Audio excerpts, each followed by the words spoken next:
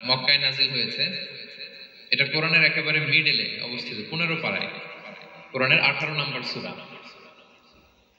আপনারা অনেকে দেখে থাকবেন যে সূরা কাহাফের মধ্যে একটা শব্দ আছে ওয়ালিয়াতালাত্তাফ।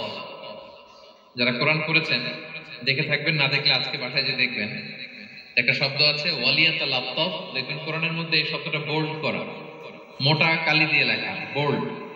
This is the middle of the holy Quran. এটা কোরআনের একেবারে মাঝখানে এই শব্দটা। এর আগে যত আয়াত তার পরে ঠিক তত আয়াত। সুবহানাল্লাহ ওয়া বিহামদিহি। This is the middle of the holy Quran এবং এটা সূরা কাহাফের মধ্যে আছে। ওয়ালিয়াতালাত্তাফ শব্দটা আপনারা দেখবেন। এবং এই সূরাটা নবুয়তের ৫ম বৎসরে নাজিল হয়েছিল, আবিসিনিয়াতে হিজরতের পূর্বে। তখন সাহাবীদের উপর, নমুসলিম সাহাবাদের উপর কঠিন অত্যাচার চলতেছিল, ভয়ঙ্কর ধরনের অত্যাচার। তো এই সূরাটা নাজিল করে আল্লাহ তাআলা ওনাদেরকে সান্ত্বনা দিলেন এবং বুঝাতে চাইলেন এই অত্যাচার, এই জুলুমের শিকার শুধু তোমরাই হচ্ছ না, এর আগেও হয়েছে অনেকে। 7 জন যুবক ছিল রোমান সাম্রাজ্যে, তারা তাদের ঈমান বাঁচানোর জন্য এরকম কষ্টের শিকার হয়েছিল এবং তারা যে স্বপ্ন দেখেছিল সেই স্বপ্ন আল্লাহ তাআলা বাস্তবায়ন করেছেন। তো এই ঘটনাগুলো শুনিয়ে বেসিক্যালি মক্কার যে নও-মুসলিম সাহাবারা, তাদেরকে আল্লাহ তাআলা সান্ত্বনা দিচ্ছিলেন যে ফ্রাস্ট্রেটেড হওয়ার কিছু নেই। ওয়ালা তাহিনু ওয়ালা তাহজানু ওয়া আনতুমুল আ'লাউনা ইন কুনতুম মুমিনিন। হতাশ হবে না, চিন্তিত হবে না, বিজয় তোমাদেরই হবে যদি তোমরা মুমিন হও, যদি তোমরা বিশ্বাসী হও, তোমাদের ঈমানের দাবিতে যদি তোমরা সত্যবাদী হও। এই সূরাটা নাজিলের একটা প্রেক্ষাপট আছে। মক্কার কুরাইশরা কোনোভাবেই যখন রাসূল সাল্লাল্লাহু আলাইহি ওয়াসাল্লামকে দমাতে পারছিল না, তখন তারা প্ল্যান করলো যে আমরা মদিনাতে যে মদিনার ইহুদিদের কাছ থেকে কিছু জেনে আসি। কারণ মক্কাবাসীদের নবী, রাসূল, ওহী, আখিরাত এগুলোর ব্যাপারে কোনো ধারণা ছিল না। তো ফলে তারা কুরাইশরা নজর ইবনে হারিস এবং উকবা ইবনে আবি মুঈদ এই দুইজনকে পাঠালো, তোমরা মদিনায় যাও, মদিনায় ইহুদিরা থাকে, ইহুদিদের কাছে তাওরাত নাজিল হয়েছিল। They have idea regarding prophets and akhirat. আখিরাত কি, নবী কি, এগুলোর আইডিয়া তাদের আছে।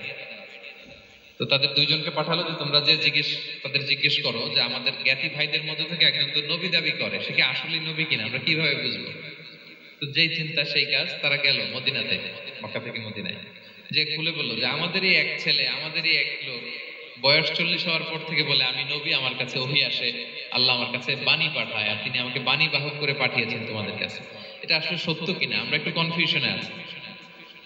তো ইহুদিরা বলল তোমরা যে তাকে 3টি প্রশ্ন করবে, যদি উত্তর দিতে পারে বুঝবে সত্য নবী।